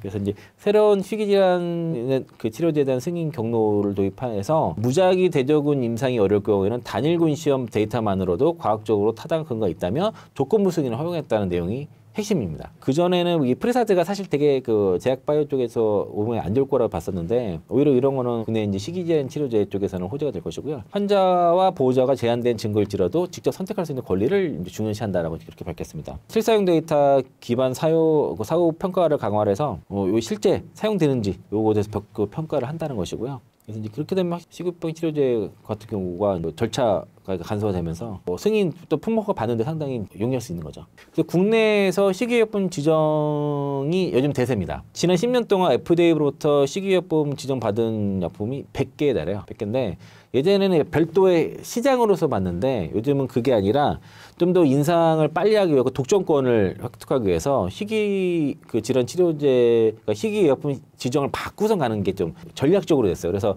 최근에 젠백스가 5월 2일에 미국 FDA로부터 진행성 해상마비 PSP라고 하는데 치료 약물 GV1001에 대해서 희귀의약품 지정을 받았고요. 그리고 그 이후에 패스트트랙도 지정을 받았습니다. 그리고 FDA에서 희귀의약품 지정이 되게 되면은 임상 시험과 허가 과정에서 신속 심사, 임상 이상 시험만으로 조건부 승인, 그리고 허가 신청 수수료 면제, 그 R&D 자금 지원 등의 다양한 혜택이 주어지고 그 판매 승인 이후에는 최대 10년간의 미국 내 시장 독점권이 보장이 됩니다. 그리고 이제 그 식이의약품 지정은 그 신약 개발 과정에서 각종 혜택을 받을 수 있는 지름길이라서 상당히 주목을 받고 있어서 전략적으로 이걸 많이 하는 편이고요. 전 세계 식이의약품 시장 규모는 2028년에 대략 그 388조 정도까지 될 것으로 예상하고 있고 진단 기술이 발전하고 사례가 고령화되면서 이거는 환자는 더 증가할 것으로 예상이 되는 거죠. 그 FDA는 그 희소질환 치료제 개발 촉진을 위해서 식이의약품 제도를 운영하고 그리고 이제 미국 내 환자 수가 통상적으로 10만 명 이하여야 됩니다. 그리고 적절한 대체 의약품이 없는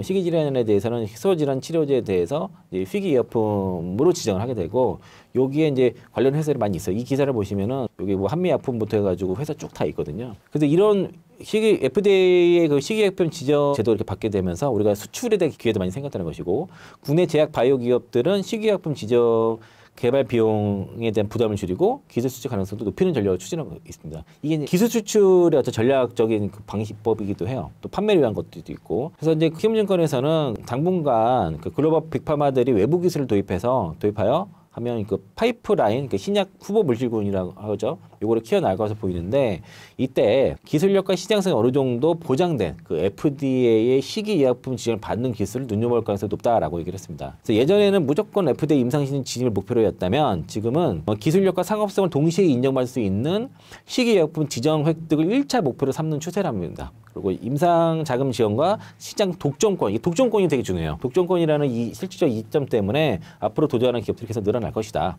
그래서 최근에 식이의약품 지정받은 기업들을 상당히 주목하시라 볼 수 있겠고요. 좋을 것 같고. 제가 이제 2월 달부터 제맥스를 많이 말씀을 계속 들어왔었는데 지금 매수는 좀 부담돼요. 솔직히 뭐 7만 원 오늘 18,000원에서 좀 72,000원까지 간 종목이라서 최근에 48,000원대 5,000원대 갔다가 3만 원대 조정 한 두 달 가까이 받고 그리고 급하게 올랐거든요. 매수는 좀 부담되죠. 그래서 이제 매수 추천의 의미는 아니니까 가지고 계신 분들 정도는 뭐 보유할 수는 있을 것 같습니다. 근데 매수는 좀 아닌 것 같다. 그 자제하셔라 말씀드리겠고요. 이제 오늘 그 제약바이오에서 6월 18일 기준으로 전일 미국 증시와 국내 증시 제약바이오가 대체적으로 조정을 받았어요. 그 이유가 이제 트럼프 제약 관세 부과 발표 예정이기 때문이고 제약 관세 부과를 곧 발표할 예정이라고 했습니다. 그래서 이제 오펜약 관련 조항은 하원에서 제약사에게 유리한 내용이 있었는데 상원에서는 포함되지 않았어요. 그래서 메디케이트 쪽을 더 낮추는 그 메디케이트 제공자 세금 및 주정부 지불 구조가 핵심 관전 포인트인데 이게 결과적으로 병원 자금 조달과 직결되고 메디케이트 지불이 낮다는 구조적 문제를 보완한 장치인데 이게 좀 발표가 되게 되면은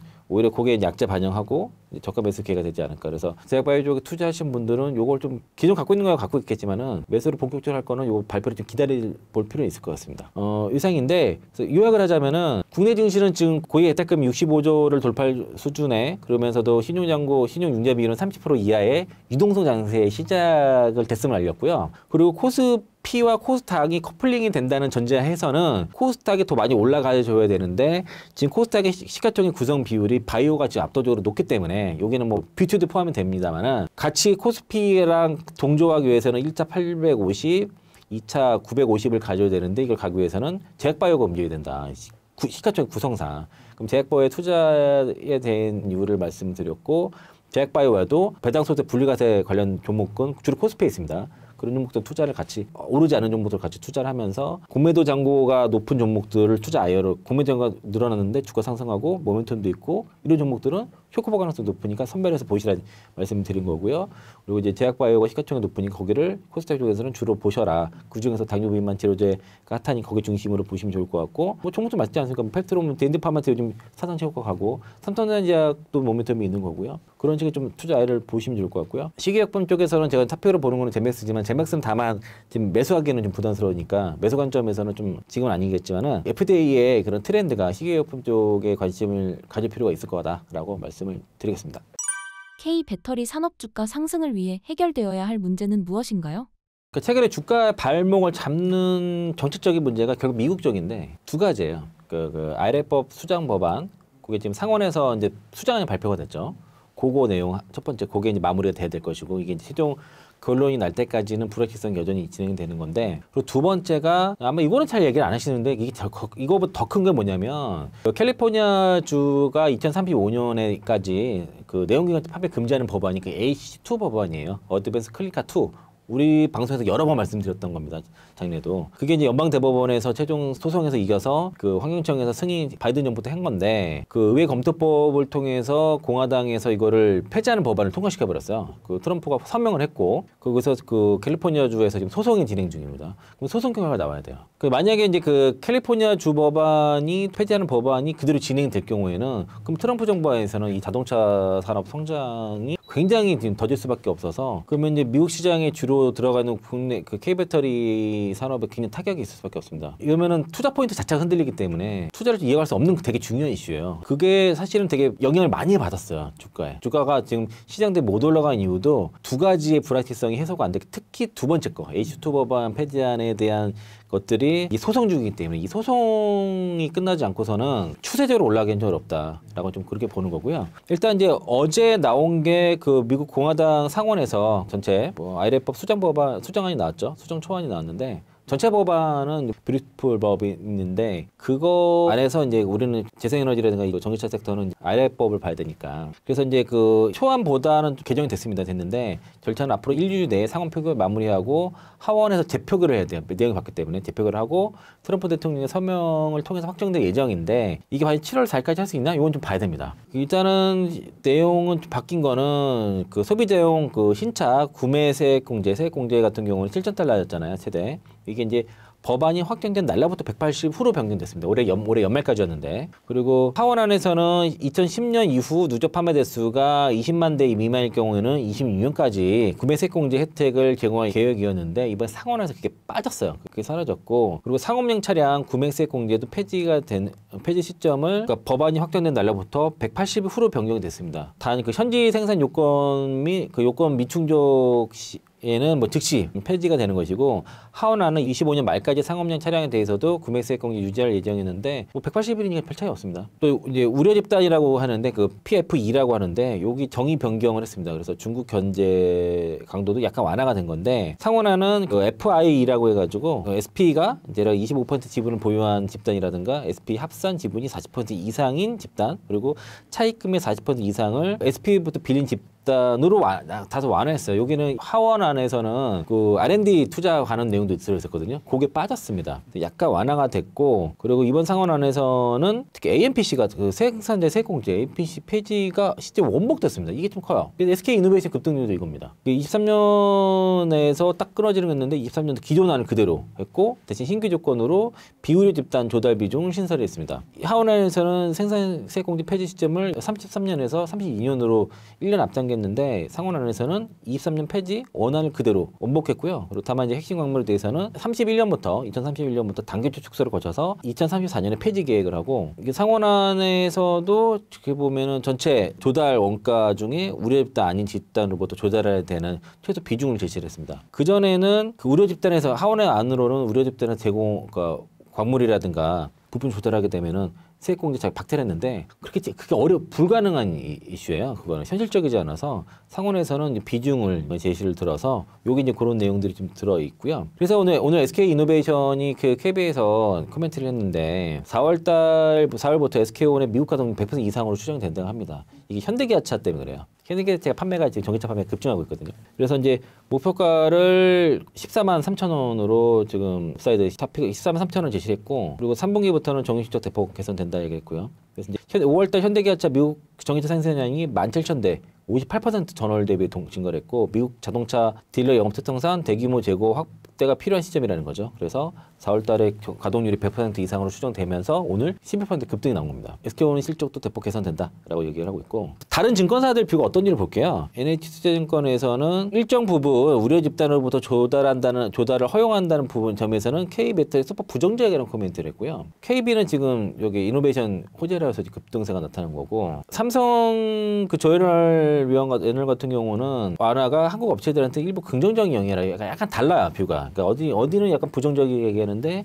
여기는 기존안이 유지가 되면서 그 FEC에 대해서 약간 완화하는 쪽으로 변경됐기 때문에 이게 일부 긍정적이다 얘기를 했고, 유진투자증권에서도 이게 최종안은 아니거든요. 또 표기를 해야 돼요. 그래서 공제 수령 조건이었던 유시민 착공제, 이건 태양광 얘기인 거고, 전기차 구배 보조금 25년 말 폐지해서 법 발효 6개월 수정 얘기했고, ESS 세공제 2033년까지 적용으로 유지. 그러니까 기존 하원안 대비는 개선됐다고 얘기를 한 겁니다. ESS 정도 그렇고, 일단은 하원 최종안 합의시 또 수정될 수 있다. 그러니까 수정될 수 있다는 걸 여지를 뒀고요. 미래세에서도 하원 통과 법안은 소폭 긍정적이라는 코멘트를 하고 있고요. 그 PF 조항 신설로 인해서 FEC 규제가 강화됐다는 겁니다. 그래서 하원 통과 법안보다는 긍정적으로 변화되었으나 시장의 기대치보다는 못 미쳤던 것 같다. 이런 관점이네요. 그리고 이제 한국투자증권에서 태번 위원이 이제 기사를 요약을 했거든요. 그래서 요거 미 상원 감세법도 그 IRA 세액 공제 축소, 중국 공급망 배제 부담을 줄여 해서 앞서 다른 증권사 좀 비슷한데, 상원 법안은 금지된 외국 단체, 이거는 이제 PFE라고 돼요. 이걸 이렇게 정했습니다. 아까 PFE라는 게 금지된 외국 단체를 말하고 이걸 명확히 했다는 겁니다. 그래서 기업 입장에서는 하원 법안보다 불확실성 일부 해소한 측면이 있고, 그리고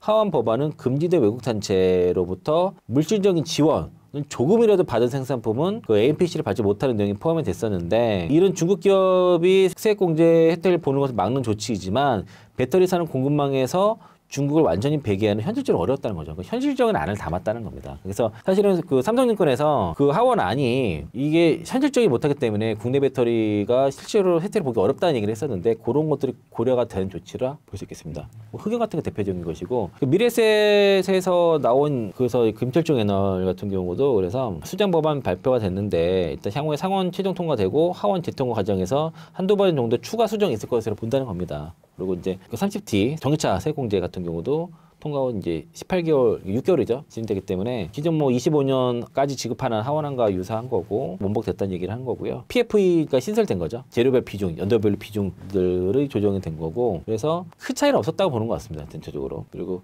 한원과 비교했을 때 그 FEC 규정 부분들이 적용된 것들이 앞으로 어떻게 될지 관심 필요하다는 얘기를 한 것이고요. 여기 이제 미래에셋은 최소 한두 번 수정 있을 거다. 이쪽은 최종 수정안을 보고선 하고 최종 결론이 나야지 불확실성이 해소가 되는 거죠. 그러니까 어느 정도 윤곽은 나왔지만은 어떤 수초가 수정되는 것들을 최종 봐야 되는 그런 문제가 있는 거예요. 그래서 이 부분이 해소가 돼야 된다는 겁니다. 그래서 2차전 섹터들이 저가 매수도 할 수 있고, 그리고 추세적인 반등 위해서는 이런 불확실성이 일단 해소가 돼야 되는 게 첫 번째고요. 그리고 이게 자꾸 문제가 되는 거는 SK증권 자료인데, 결국 2차 전지와 전기차 산업은 그 보조금 축소가 아니라 확대가 필요한 산업이기 때문에 그렇다는 거예요. 이게 이제 약자로 작용을 하는 것들은 그런 이유인데, 그리고 이제 두 번째로 제가 앞서 좀 미리 설명을 드렸지만 가장 중요한 이슈가 사실 IRA법의 세공제 축소도 우리한테 중요하지만, 이거는 이제 그 AMPC 같은 경우는 배터리 기업들의 직접적인 이슈고, 전기차 판매에 있어서 세공제 중요한 부분이지만 이 전기차 산업 전체, 특히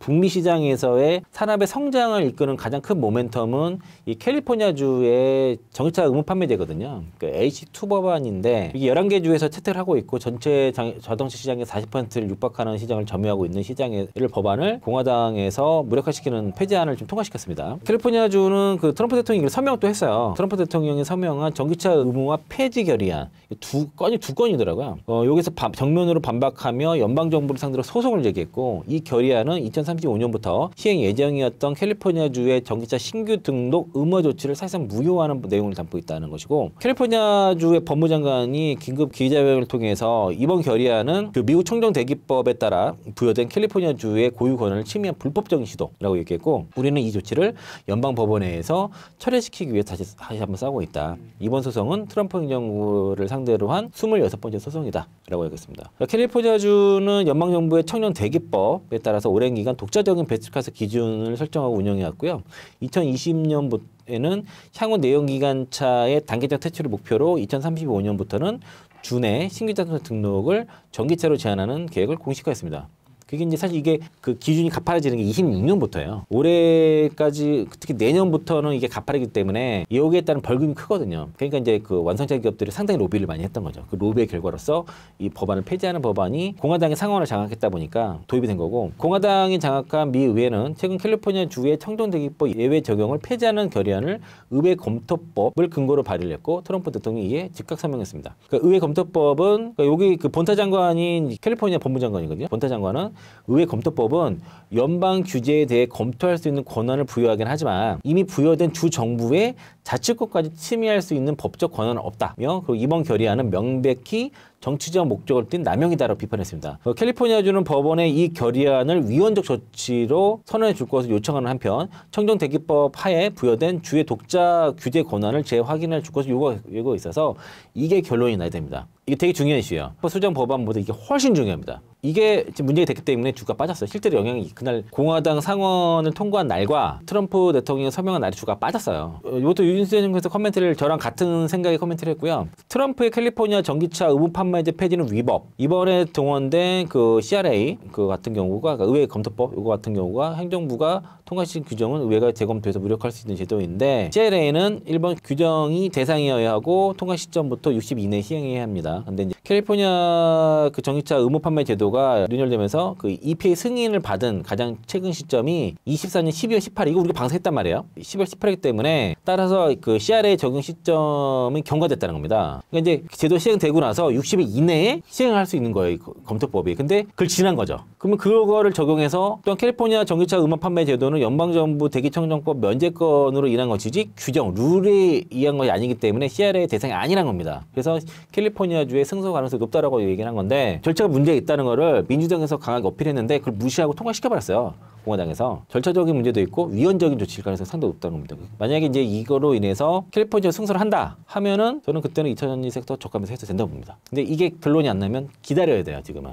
근데 주가 한 번 더 내려꽂았기 때문에 최근에 빠진 거는 2차전지 팔아가지고 바이오로 가고 뭐 지주 사고 이런 수급의 이탈이 있었어요. 최근에 투자자들이 자꾸 바이오로 넘어가는 것들이 있었는데 이 정도 구간에서는 파는 건 실익이 없다고 봐요. 매도하는 건. 트리거는 이 캘리포니아 전기 판매 의무제에 대한 이 소송이 캘리포니아주가 승소를 하게 됐을 때는 상당한 트리거가 될 수 있다라고 말씀드리겠고요. 그리고 이제 그 우리나라 같은 경우도 그 이재명 대통령이 K배터리에 대한 공약을 했었어요. 대선 바로 직전에 했었는데 5가지입니다. K배터리 초격차 기술 확보를 위한 R&D 강화, 배터리 세제 지원 이거 많이 그 업계에서 요구를 한 거고요.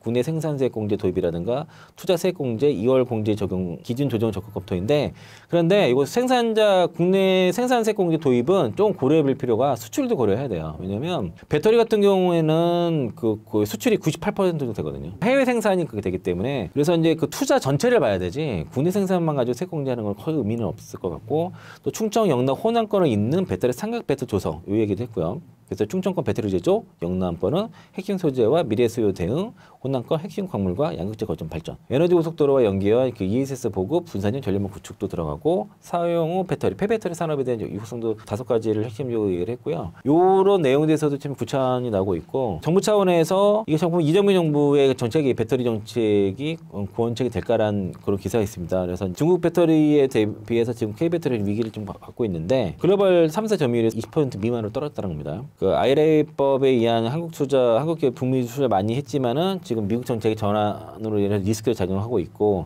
미중 무역 갈등을 위해서 양국 정책 변화에 좀 취약한 그런 리스크가 있다는 겁니다. 그리고 이재명 정부에서 공약으로 내세운 게 2030년까지 전기차 부분 50% 달성 그리고 아까 말씀드린 그 5가지 내용들이 지금 들어가 있는데 일단은 지금 전반적으로 그 이런 그 현재 전기차 시장의 일시적 캐즘은 있지만 미래 수요는 증가 전망이고 중소협력 업체들의 생계형 위기, 뭐 하청 생태계 붕괴가 우려가 있기 때문에 실질적인 정부 차원의 절실하다 그런 얘기를 있어서 이건 정부에서 요 그 배터리 산업 위기에 맞는 배터리 산업을 살리기 위한 어떤 실질적인 지원이 좀 필요하다라고 볼 수 있겠습니다. 이거에 대한 기대가 많이 있고 산업 생태계 및 그 밸류체인 같은 경우가 우리가 다 갖고 있단 말이에요. 밸류체인 갖고 있는데 장비도 국산이 90% 수준이고 양극재, 분리막, 전해 다 갖고 있는 상태고 셀도 3개 업체나 있죠. 적자 기업은 세제 혜택 못하기 때문에 배터리 산업가 많지 않아서 세공제 2월 중에 여러 가지 그 좀 정책에 대한 변화가 필요한 것이고 또 신소재라든가 소부장인데 R&D 강화가 필요하다는 거고 또 이제 자원국과의 협력도 필요한 것이죠. 뭐 호주가 될 수도 있고 뭐 아프리카 기업들 나라들 협력 필요하면서 정제재련 분야에 대한 정부 제휴가 필요하고요. 배터리 산업협회에서도 핵심 광물 확보를 위해 정부 주도 자원개발 정책도 촉구합니다. 그러니까 정책적으로 접근해야 돼요, 이거는요. 그러니까 기업들에만 맡긴 게 아니라 정부가 적극적으로 이 배터리 산업을 차세대 핵심 산업으로 보고 그 정책적인 지원과 해외 개발부터 해서 이런 것들 해외 기업과 나라들과 협력을 많이 해야 된다는 겁니다. 그래서 이제 현재는 각 부처별 규제 분산으로 인해서 통합이 육성에 어려움이 있고 그리고 전 주기를 포괄하는 배터리 산업의 기본법을 제정을 요구를 하고 있습니다. 배터리 산업계에서는 전체 산업의 주기를 보는 그런 정책이 나와야 돼요. 폐기에서 재활용까지 고려한 순환 경제 체계도 구축 필요하다고 해서 일단은 정부 이재명 정부에서 추진하는 정책에 대한 기대감도 상당히 있는데 그 업계에서 이렇게 이런 게 필요하다 막 요구를 했어요. 그런 것들이 잘 들어지는지를 봐야 되겠고 다만 이제 이런 그 정책에 대한 기대감이 있는 반면에 증권사들은 여전히 2차전 섹터에서 부정적으로 보고 있습니다. 보수적으로 보고 있고 하나투자증권에서도 하반기 모멘텀이 좀 부재하다라고 얘기를 하고 있고요. 모멘텀 부재로 인해서 여전히 중립 의견을 좀 내고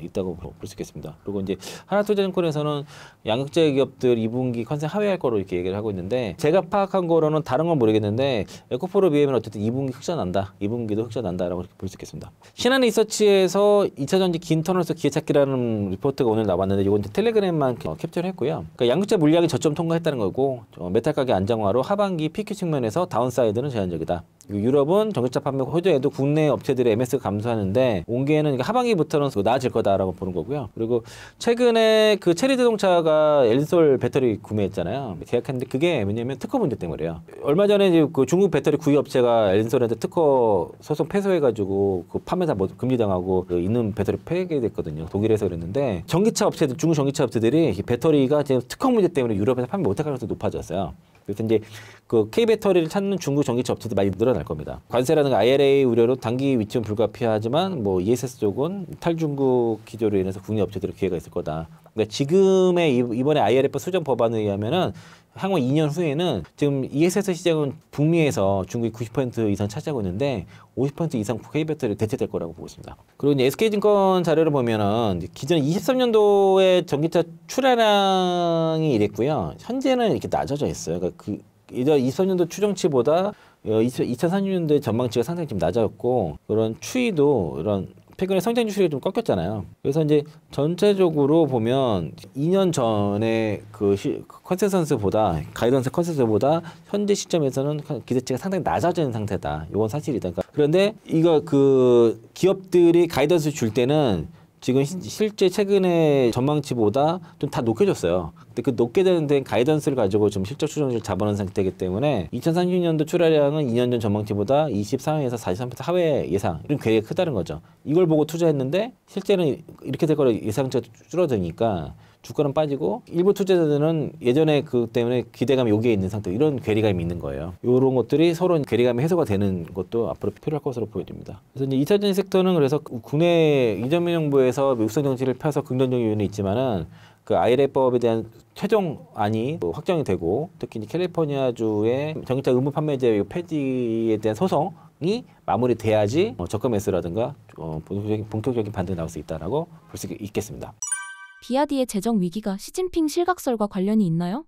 재정 위기가 핵심은 아니고요. 연관을 좀 짓기 위해서인 거고 그 신사임당에서 핫하게 다룬 주제가 시진핑 실각설인 것 같아요. 유튜브에서 많이 나오고 하는데 23년도에 시진핑이 그 뇌 수술한 이후부터 권력이 좀 약해졌다는 것이고 그리고 지난번에 보면은 그 시진핑이 4년임 할 때 후진타오가 끌려나가는 장면 보신 적 있나요? 그때 당시에 시진핑이 그 태자당부터 원로들을 다 축출하려는 계획을 세우고 있었다는 얘기가 있었고요. 그 시진핑의 최측근 핵심 2명이 배신을 하면서 그걸 정보를 유출했다는 겁니다. 그래서 후진타오를 끌어낼 때 반발하는 원로가 있으면 그것도 다 끌어내려고 했었는데 그게 사전으로 유출이 되는 바람에 그 원로들이 현장에 다 가만히 있었다는 거죠. 그러면서부터 이제 그 시진핑의 권력이 이제 쇠퇴하기 시작했다. 라고 이제 그런 얘기들이 있는데요. 일부 외신 중심으로 해서 시진핑 국가주석에 대한 권력 위기설이 제기되고 있는 상태고 여러 가지 이유가 있는데 지금 가장 많이 얘기되는 게 인민일보의 정책 그 보도가 시 주석의 정책 기조 정면으로 배치되는 내용들이 보도되고 있다는 겁니다. 그래서 그 인민일보 같은 경우가 지난 10일자 1면에서 시 주석에 대한 언급이 없이 최근에 인민일보에서 시 주석이 언급 없는 게 이례적으로 좀 많이 있었고 국가가 더 개방될수록 우리는 더 발전할 수 있다는 기사를 실었습니다. 이런 이례적인 편집을 보였고요. 이는 시진핑 강제해온 폐쇄적 통제 강화, 자력갱생 노선은 매우 대조적이라는 겁니다. 그래서 요즘 그런 게 보이고 또 인민해방구 기관지 해방군보가 지난달 30일에 그러니까 공권력은 국민을 위해 봉사해야 한다는 제목의 기사를 통해서 시 주석의 권력 남용을 간접적으로 비판했다는 겁니다. 그래서 이런 분석들이 나오고 있고 시 주석이 지난달 21일부터 이달 3일까지 약 2주 동안 공개석상의 모습을 드러내지 않는 점도 해외 언론에서 얘기를 하고 있고요. 이 같은 부자가 전례가 없었다는 거죠. 시 주석이 2012년 당 총서기에 취임하기 전 권력 타직 일환으로 모습을 감추거나 24년도에 뇌수술을 이유로 잠시 잠겼던 그 과거사들과는 다른 양상이라고 얘기를 하는 거고요. 이번 부재는 중국 내 권력 이양의 역사적 패턴을 반영한다는 겁니다. 그런 평가를 했고 중국 공산당 지도부가 권력을 상실했을 때 이를 즉시 공개하지 않고 발표를 미루는 관행인데 그래서 전승열 전에 좀 권력 이양이 되지 않겠냐 이런 그런 예상도 있고 이달 초 그 일본 영자지 니케이 아시아도 그 시 주석의 권력 안정성에 의문이 제기되고 있다고 보도를 했고요. 신화통신 등 중국 관영 매체들이 지난 4월 25일 열린 공산당 전체국 원내 회의에서도 당일 보도했지만 5월 회의는 보도하지 않았거든요. 안 열렸다는 얘기예요. 건너뛰는 경우가 되게 이례적인 겁니다. 그리고 시 주석의 30년 직위인 시치량 전 중앙군사위원회 부주석이 지난 2일 갑작스럽게 사망했고요. 장앤슝 홍콩 주재 중앙정부 연락사무소 소장이 해임됐고 시 주석 등의 측근들이 신념의 변화가 나타나고 있다는 것들이 권력 이상설에 힘을 보태고 있고요. 지난 5월 달에는 중국 설 3위인 허여이동 중앙군사위 부주석이 2달가량 공석이었습니다. 불참했다는 내용이 나왔고요. 아직까지 나타나지 않고 있습니다. 허여이동은 2022년 당 대회에서 시 주석이 직접 발탁한 인물로서 시 주석의 군내 책찍근으로 알려졌고요.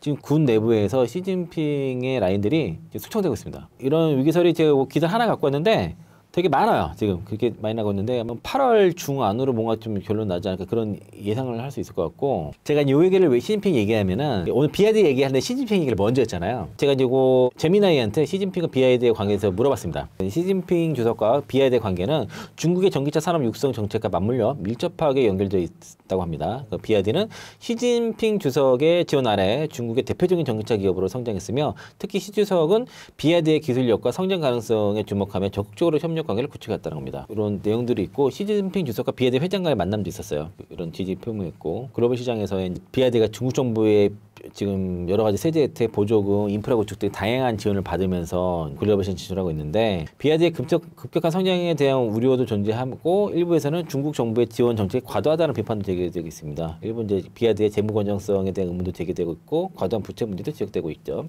비아이드의 성장은 중국 경제 전반에도 영향을 미쳤기 때문에 비아이드의 성장에 대한 면밀한 분석과 다양한 관점에서 평가 필요하다 이런 내용이 있는데 어쨌든 시진핑과 비아이드의 관계는 밀접하다는 건데 시진핑 실격석에 나오는 상태에서 비아이드에 대한 그 여러 가지 채무 위기설이 확산되고 있다는 거죠. 비아이드가 전기차 대폭 가격 한 거를 가지고 두 자릿수 인하를 했단 말이에요.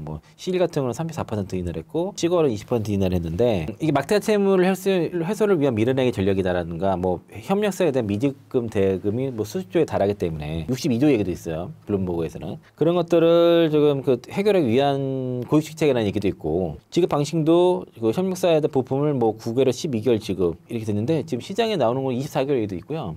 그리고 이걸 어음이라기보다 지급 확약서예요. 비아이드가 하고 있는 거는. 그러면 18개월 정도 보통 평균이라고 하는데 18개월 지급 확약서를 주고선 그럼 그 확약서를 들고서 오면은 그걸 바로 주는 게 아니라 현물로 주는 사례도 있었고 그걸 다시 확약서를 다시 주는 거예요. 근데 지금 문제가 우리나라는 어음을 받으러 왔는데 다시 어음을 주는 건 불법이고 막아놨거든요. 근데 중국은 그 규제가 없어가지고 18개월짜리 지급 확약서 들고서 왔는데 그거를 다시 둘 수도 있는 그런 게 있다는 거죠. 그래서 업체들이 되게 그 부품업체들이 그러면은 점유로 어렵다 보니까 제대된 제품을 공급할까 이런 우려가 있는 거고 그래서 어깨 반응과 우려는 가격 인하로 경쟁사들 출혈 경쟁이 불가피하고 중국 자동차 시장 전체 위기로 변할 거라서 얘기를 한 겁니다. 그래서 이제 그 장성자동차 회장이 자동차 업계 헝다가 나타났다 발언을 얘기한 건데 이게 뭐냐면 자동차 업계 헝다가 나타났다는 얘기가 비아이드가 부채가 망한다 이 얘기가 아니고요. 부채가 비율이 낮다고 막 얘기한단 말이에요. 비아이드가 70%대도 낮다고 하는데 그걸 속인다는 겁니다. 그런 거를 재무제표를 지금 속이는 기업이 있다는 거고 그게 사실은 어느 정도 정부에서 막아줄 수 있으면 상관없는데 그런 단계를 넘어섰기 때문에 자동차 업계 헝개가 나타나는 얘기를 한 거예요. 비아이드를 딱 지칭은 않았지만 비아이드 가능성이 높다는 것이고 지난해 전기차 판매 세계 2위였고 최근에 전기차 판매가 됐지만 지금 워낙 이런 출혈 경쟁으로 수익성도 낮고 미국은 막혔죠. 유럽 증시들도 관세 장벽이 생긴 상황에서 이러한 중국 전기차 시장의 성장도 이제 둔화가 돼 있죠. 지금 뭐 1년 연간 생산 캐파가 4천만 대라는데 지금 올해 판매 예상이 2천만 대니까 지금 공장 가동률이 전기차 기업들이 50%가 안 되거든요. 중국 기업들이. 판매 성장을 보는 게 아니라 재고를 봐야 돼요. 캐파 공장 가동률. 우리도 보면은 K 배터리 기업들 가동률 따지잖아요. 중국 전기차 기업들도 가동률을 봐야 돼요. 50%가 안 된다니까요. 그래서 이제 이런 채무에 의존한 성장이 지속되다 보면은 도산 기업들이 속출할 수 있는 이런 우려가 나타나고 있고 이런 기사가 최근에 있고요. 그러면서 딜러사들, BYD 딜러사들 폐업 사태 있지 않습니까? 가장 최대 큰 딜러사 중 하나가 챈챈그룹의 그 포에스 매장이라 해가지고 그 네 가지 서비스를 다 토탈 서비스하는 곳이 20여 개 폐쇄가 됐고 1,000여 명이 고객의 피해를 입었고 지금 인근이 트러블 발생했다는 겁니다. 그래서 선납 보험료, 정비 패키지, 보험증금 및 환불 지원이 되고 집단 소송 준비라는 거고요. 보험료도 3년치를 내주기로 했는데 1년치만 내주고 나머지 다 먹고 튄 거죠.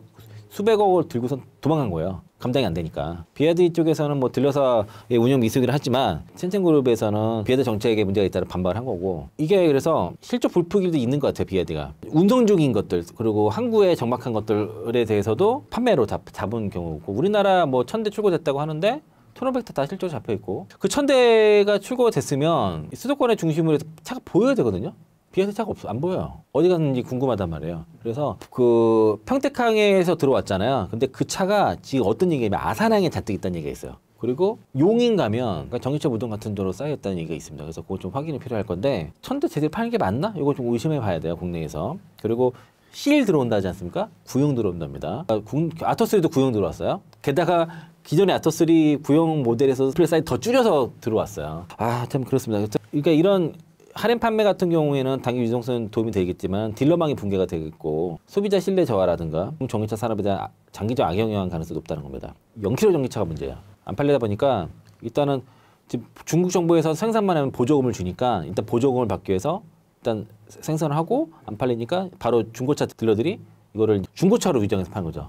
주행거리 0km짜리. 신차 출고한 이후에 실제 운행 없이 중고차를 위장한 파는 사례가 있었는데 이런 식으로 파는 업체가 3,000에서 4,000 곳이 된다는 거죠. 중고차 시장으로 넘어가게 됐을 때는 당연히 감가상각이 벌어지게 되는데 이런 식으로 신차 자체를 중고차 시장으로 할인해서 파는 이런 상황이 벌어졌을 때는 그렇게 되면 장성자동차 회장이 얘기한 거는 이런 식으로 뭐 10만 원씩 할인을 해가지고 했을 때 과연 그럼 품질 보증이 될 것인지 품질 보증이 안 되는 뿐만 아니라 수익성도 문제되고 공급망 전방으로 위협이 될 거고요.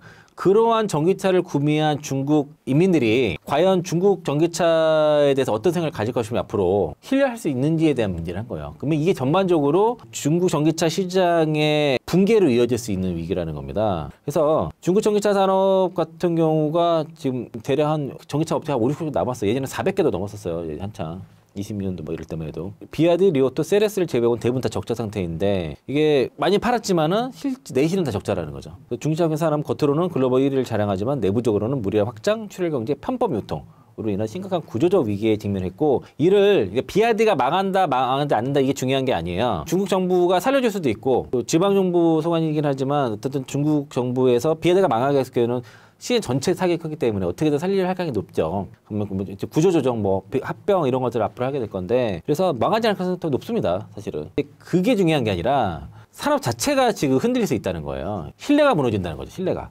자동차의 품질이 보증할 수 이렇게 가격 경쟁이 심화된 전기차를 샀을 때는 일단 품질도 보증하기 어렵고 또 하나가 납품 대금을 그렇게 지원했을 때 부품 업체들이 제대로 된 부품을 공급할 거냐는 거죠. 그렇게 제대로 된 부품이 공급 안 된 걸 가지고 또 자동차를 만들게 되면 품질이 떨어지는 게 나을 수밖에 없고 그렇게 품질이 떨어진 자동차를 구매한 소비자들은 그 제품에 대해서 그 자동차, 전기차에 대해서 신뢰를 하지 않는다는 거죠. 그래서 지금 국내에 BYD 차량이 들어왔을 때의 문제는 BYD가 망하게 돼가지고 그렇게 되면은 뭐 국내 반사에 뭐 현대차가 반사를 받아가지고 뭐 K배터리가 쓸 때 이런 게 아니고요. 전기차 자체에 대한 불신이 있을 가능성이 높아져요. 품질이 떨어진 BYD의 전기차를 첫 경험을 한 사람들은 전기차 별거 아니네 이럴 수가 있거든요. 그래서 첫 경험이 되게 중요하거든요. 전기차에 대한 첫 경험이 되게 중요한데 그 경험을 BYD 차로 해서는 안 된다는 거예요. 다른 전기차를 타본 사람은 BYD를 물어보면 어떤 장단점을 알게 되는데 첫 경험부터 예를 들면 벤츠의 전기차 타신 분들 만족도가 낮거든요. 전기차 별로 안 좋다 이 얘기를 막 해. 지인분도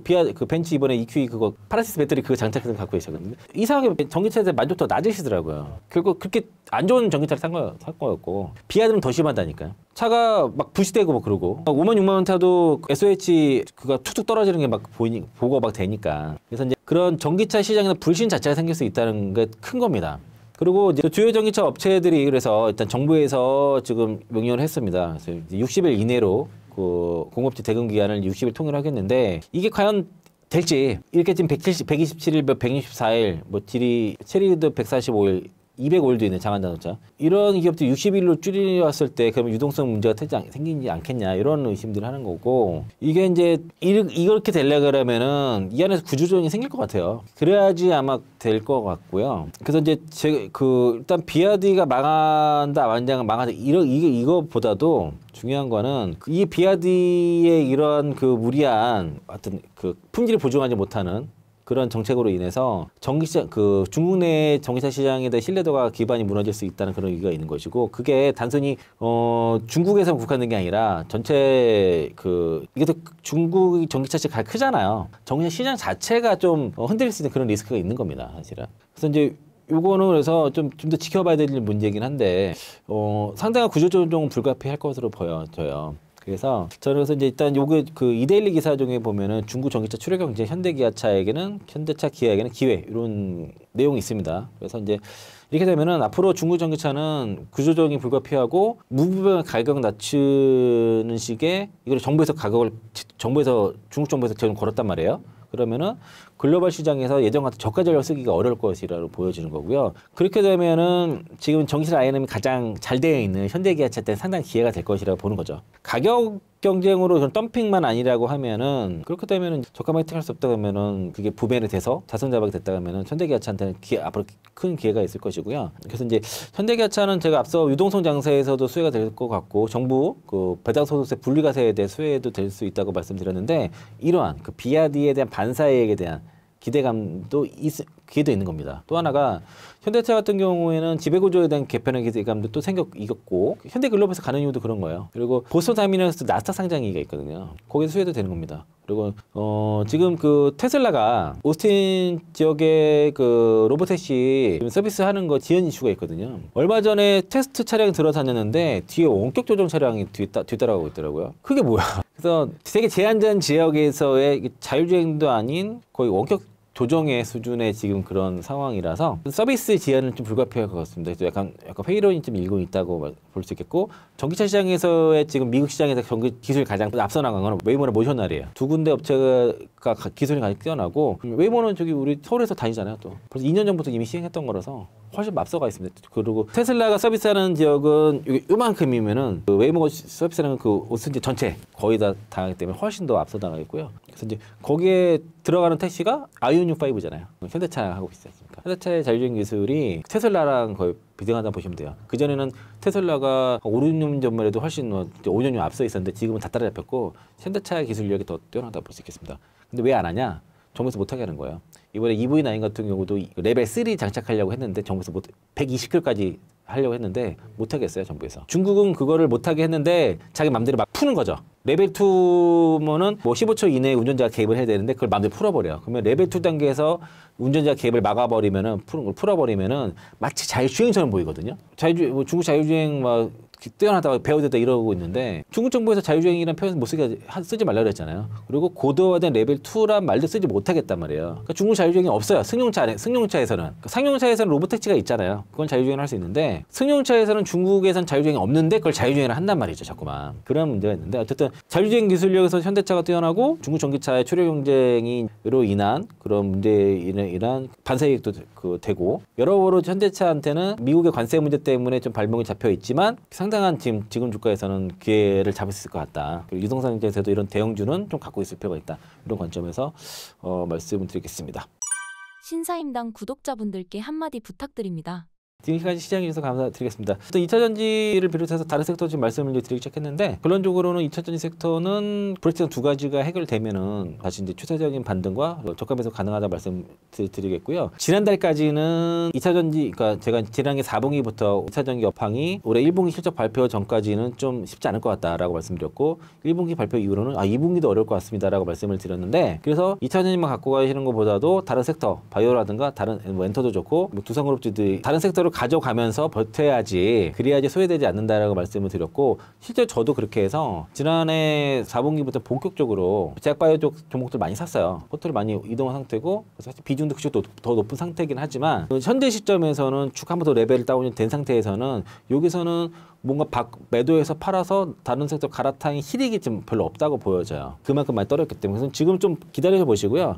캘리포니아 주 법안 소송이 캘리포니아의 승소 가능성이 높기 때문에 그것까지 좀 기다려 보시는 게 좋을 것 같고 만약에 이제 그게 캘리포니아 주의 승소로 끝나게 됐을 때는 반전이 일어날 수 있기 때문에 그리고 또 하나가 아셔야 될 게 약간 지연된 건 사실이에요. 기업들이 말했던 가이던스보다 더 매출이 더 다운됐고 예를 들면 코스모 신소재를 예를 들면은 23년 말에 2029년도에 매출 10조를 얘기했는데 지금은 2030년도 매출 4조를 얘기했습니다. 그런 거예요.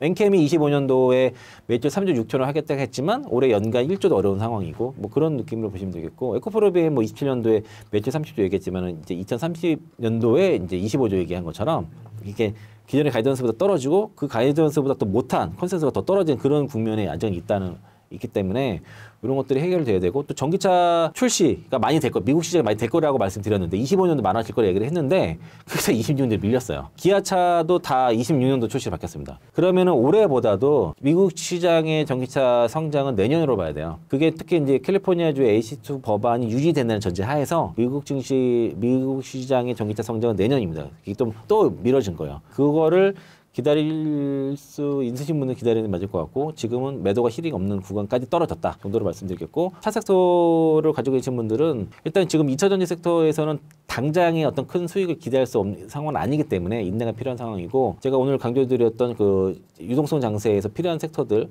여러 가지 관점에서 말씀드렸으니까 그런 거 잘 참고하셔서 투자하셨으면 좋겠습니다.